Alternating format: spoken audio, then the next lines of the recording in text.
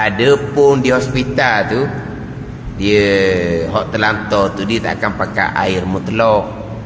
Dia buang pampers dah. Lepas tu dia ni, dia ambil tisu yang ni, yang ada obat yang boleh mematikan kuman. Di tisu tu ada macam sabung tau. Mana doktor? Di tisu tu tisu basah lah. Tisu basah tak sama dengan tisu basah untuk muka. Kan untuk muka ada tisu basah juga kan? Kau tulis je. Tisu basah untuk muka dengan tisu basah untuk basuh untuk dah paper tu. Kau sama? Lain tau. Jadi tisu basah, dia ada obat boleh matikan. Kalau ada obat lah di tisu basah tu. Dia tidak panggil membasuh najis. Kalau mazhab Syafi'i tak luluh lah. Tak luluh. Tidak memada. Yang mana bagi petugas, dia wajib kena tolong orang yang nak solat. Orang nak solat kata, saya nak solat, wajib kena basuh najis dia. Bukan istinja, basuh dengan air. Dah guna air macam manalah, dia terlantar. Kalau boleh bagi bilik air, tak apa, dia terlantar. Jadi hak berlaku di hospital tu hak darurah. Kalau darurah ni tersepit, maka dia boleh pakailah pandangan mazhab lain sekalipun. Contoh pandangan mazhab Hanafi, dia tak syarat air mutlak. Mazhab Hanafi tak syarat air mutlak. Apa-apa air yang janji boleh menghilangkan najis, maka memada. Air obat ke, air sabun ke, air teh ke, air kopi ke, air tebu ke. Itu mazhab Hanafi. Air tebu boleh buat basuh najis. Air tebu boleh tebu nak mana tu? Nak basuh kecing. Basuh kecing air tebu kau lagi penuh dengan semut lah jadinya. Tak kira lah mazhab Hanafi. Dia janji boleh menghilangkan najis je. Jadi kalau di hospital dia menggunakan umpama tisu basah tu, maka dia beramal dengan mazhab Hanafi. Okey lah. Tak apalah. Sebab darurah tersepit. Tapi kalau mazhab Syafi'i memang tak boleh. Bila basuh najis, wajib menggunakan air. Itu mazhab Syafi'i. Tak boleh nak buat air. Maka petugas kebersihan, dia buang pampers yang ada tahi banyak tu. Di tempat tu dia akan lap tau. Dia akan lap supaya tak jadi apa? Tak jadi kudih. Dan kalau dia tak lap dengan tisu tu, kemungkinan akan jadi kudih. Ada ni. Macam dia lap tu tak tahulah. Dia petugas tu macam mana? Kalau pesakit tu, yang tukang buat tu lelaki ke perempuan? Ada lelaki ada perempuan tau. Kalau pesakit perempuan buat. Kalau pesakit lelaki buat ke macam mana? Wallahu a'lam lah. Tapi dia boleh buatlah seumpama, tak ada masalah. Dia kena pakai lap dengan tisu basah tu. Lepas tu semayang sah mengikut pandangan mazhab Maliki. Mazhab Syafi'i kena semayang semula kemudian. Gitu je lah. Tapi dah ayah payah-payah situ pakai mazhab Maliki je lah. Tapi nak ceritanya kita mazhab Syafi'i. Hak najis dan pampers seumpama tu bukan dinamakan istinja. Itu dinamakan basuh najis. Jangan sebut istinja. Istinja najis yang berada tempat keluar sahaja boleh panggil istinja. Kalau najis itu sudah berada di sekeliling, itu panggil istinja. Tahi kecil atas latar sama telah lah, tak panggil istinja. Dia panggil basuh najis. Bila basuh najis, wajib menggunakan air mutlak. Itu hukum lain, perkara lain. Istinja hukum lain, perkara lain. Istinja hanyalah najis yang berada di tempat keluar. Istinja dengan air ataupun istinja dengan umpama batu. Wa yakfi fihi ghalabatu zanni zawalin najasati wala yusannu hina izin syammu yadi.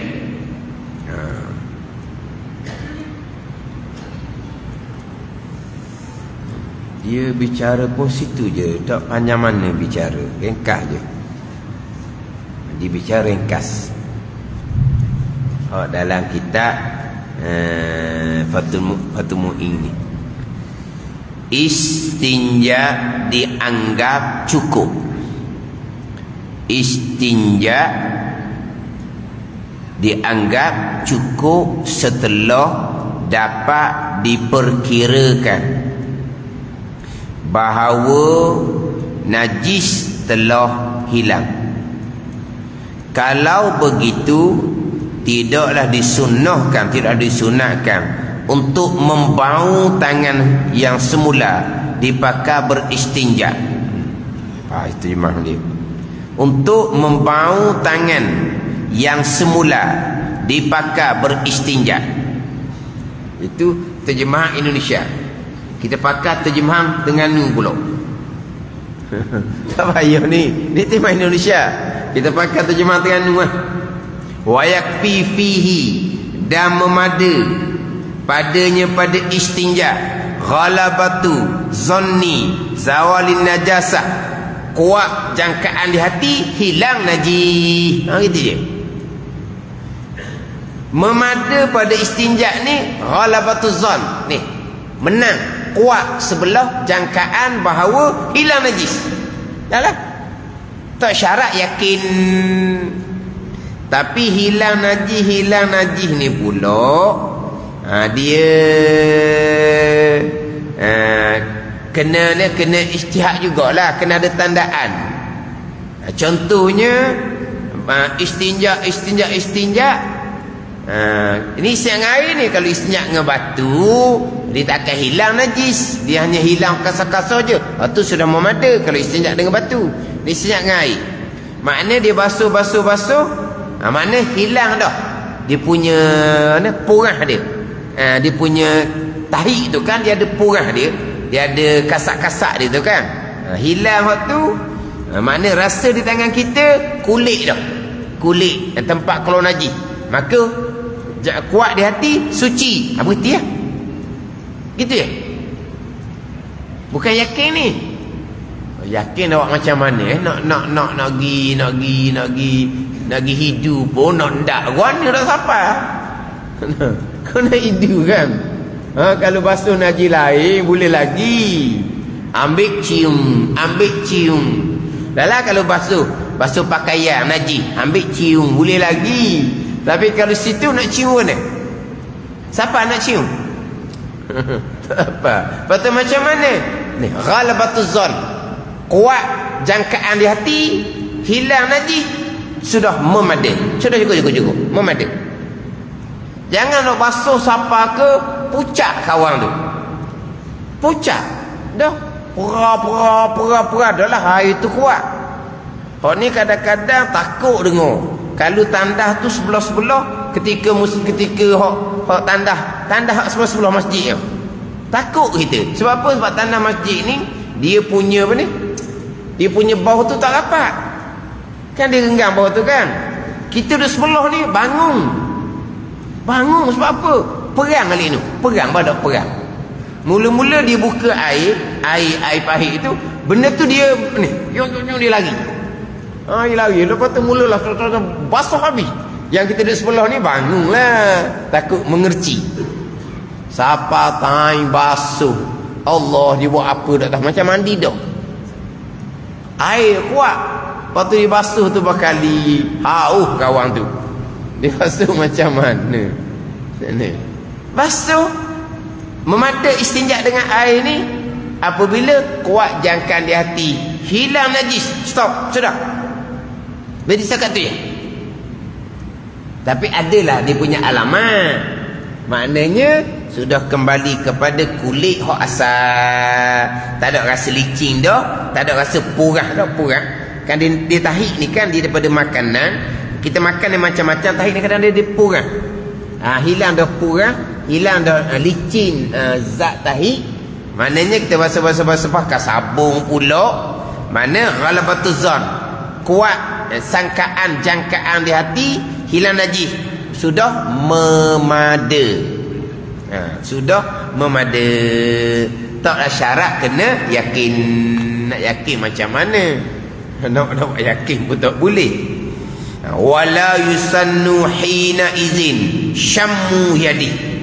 Dan tidak disunatkan hina izin ketika itu, ketika sudah ghalib kuat zon di hati hilang najis, ketika tu tidak disunatkan syammu yadi, akan cium tangan. Cium lah, bukan tium tau, cium. Tidak sunat ambil tangan cium, tak sunat. Kalau ambil tangan cium sekalipun, ada tinggal bau. Ada tinggal bau. Macam mana? Dah hati sudah kuat jangka hati suci di tempat keluar najis istinja dengan air ni, cium tangan bau sekalipun tak sudah peduli. Sebab najis ni apabila kita sudah gosok, apabila najis ni mungkinlah dia makan apa dah tahulah, makan peta, jering begitulah barangkali dia makan. Maka tahi dia tu bau kuat. Dia bila bau kuat, pada ni bila bau kuat, dia akan tinggal sifat bau. Tinggal sifat bau yang sukar untuk hilang, sudah suci.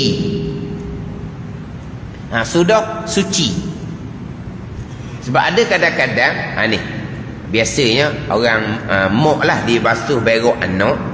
Dia kata ada ketika tahi anak ni dia tak tahulah, bau tu pelik sikit dia kata. Mana dia basuh tangan dengan sabun pun ada bau, tak ada masalah. Tinggal bau selepas basuh dah pakai sabun, tinggal bau, hukum suci. Ada hukum suci. Sebab itulah kalau kata cium tangan ada bau, kalau di hati kita sudah kuat zon, kuat jangkaan di hati hilang najis, maka sudah memada ketika istinja dengan air. Tidak disunatkan cium tangan. Dia duk ciumlah tangan. Dia duk cium orang was-was lama-lama. Dia duk cium, banyak-banyak dah cium kanan kiri, depan belakang duk cium. Tak usah begitu. Dia akan menyebabkan akan jadi was-was. Dia najis-najis ni, bak najis ke bak rata wudu ke rata mandi wajib ke sama je. Ni zon di hati saja, bukan hati yakin. Zon di hati bukan nak hati yakin. Samalah macam istinja dengan air. Sebab istinja dengan air ni, yang pertama kena hilang dia punya jirim tahi. Yang kedua dia kena hilang sifat yang mungkin lambat sedikit tahi ni, sifat bau. Sifat warna mungkin hilang dulu, sifat bau tu mungkin agak lambat.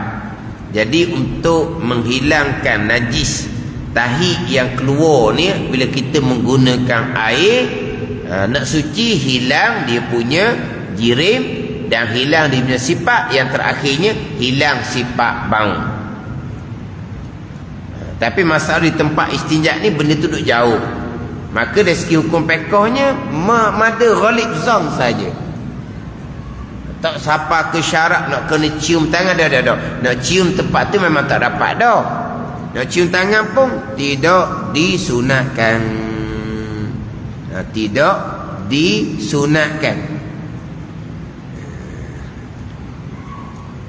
Dan kalau dicium juga, tangan, tak sunat cium, dicium, maka adalah bau najis di tangan, maka tidak dihukumkan tempat najis tu belum suci, tetap dihukumkan suci. Dia basuh, kuat jangkaan di hati, hilang dah najis dengan sifat najis, dia pun berhenti. Tidak sunat cium tangan. Tiba-tiba dia cium juga tangan, maka terbaulah bau tahi di tangan. Tidak dihukumkan di tempat tu kekal najis, tak hukum, tetap hukum suci di tempat tu. Tetap hukum suci di tempat tu. Dan kalau bau di tangan cukup kuat, maka dia hanya wajib basuh tangan sahaja. Wajib basuh tangan sahaja. Di tempat tu dihukumkan, tetap dihukumkan suci. Tetap dihukumkan suci di tempat keluar najis. Sebab dia gosok, kuat zon di hati, hilang najis, hilang air najis, hilang sifat najis, berhenti. Tidak sunat cium tangan. Tiba-tiba dicium tangan, Allah bau di tangan, maka dia hanya perlu basuh tangan saja. Di tempat tadi tetap dihukumkan suci. Gitu je. Bukan kata dia cium tangan, bau di tangan ni, di tempat tu kena buat semula. Dah. Di tempat tu kekal dihukumkan suci. Walaupun tidak disunatkan cium tangan, dicium ada tinggal bau sekalipun, di tempat keluar najis tetap dihukumkan suci. Dia hanya perlu basuh tangan saja. Basuh dengan sabun contohnya. Lepas basuh sabun di tangan, Allah tinggal juga bau di tangan, maka tangan tu hukum suci. Cuma bila tidak disunatkan cium tangan, jangan cium. Dah, sekatu je. Jangan cium. Sebab apa? Nanti akan timbul was-was di hati kita. Habislah. Jadi tinggal sepetok lagi lah berkaitan dengan istinja dengan air. Wa yambaghi al-istirkha'u li'alla yabqa atharuha fi tadha'ifi syarjil maq'adah. Dia kena istirkha. Apa dia istirkha ni? Istirkha ni teran. Jangan deji. Teran. Push. Apa? Dah, teran. Kalau terang tu jadi terang cahaya lampu. Teran. Pada masa nak istinja dengan air ni, dia wajib kena teran. Kena terang. Mana? Kita tak jadi nak sebut terang ni, kena terang kan? Macam ginilah kan, budak berok semelik kan, terang kok sikit, dia kata gitu. Tapi berok semelik, terang. Itu masa qada hajah. Dah ni selesai dah qada hajah. Pada masa nak istinja, wajib dia kena terang sedikit je, jangan terang banyak. Keluar rembang tak masuk pula rembang ni. Wajib terang saja. Kemudian ketika istinja, jangan sekali-kali memasukkan jari ke dalam rongga dubur. Jika istinja hanya terang saja istirkha, jangan sesekali memasukkan jari ke dalam rongga dubur. Kalau masuk ke dalam rongga dubur, kalau berbetulan saya siang Ramadan, batal puasa. Jangan. Ini ada ajaran tempat kita, masa istinja dia korek dengan jari dia. Tidak ada hukum tu. Hukum tu tidak ada. Yang ada hanyalah istirkha sahaja, iaitu teran. Biar dia agak terbuka sedikit untuk memastikan istinja meratai sekalian kawasan yang wajib diistinjakan, iaitu anggota zahir badan. Wallahu a'lam. Bismillahirrahmanirrahim. Alhamdulillahirabbil alamin. Wassalatu wassalamu ala sayyidil mursalin wa ala alihi wa sahbihi ajma'in. Allahumma iftah alaina futuhal arifin. Allahumma allimna ilma akdamin wa fahimna famas sabiqin warzuqna ruqat talibin. Allahumma zidna ilman wa alhiqna bis salihin. Wa sallallahu ala sayyidina Muhammadin wa ala alihi wa sahbihi wa sallam. Walhamdulillahirabbil alamin.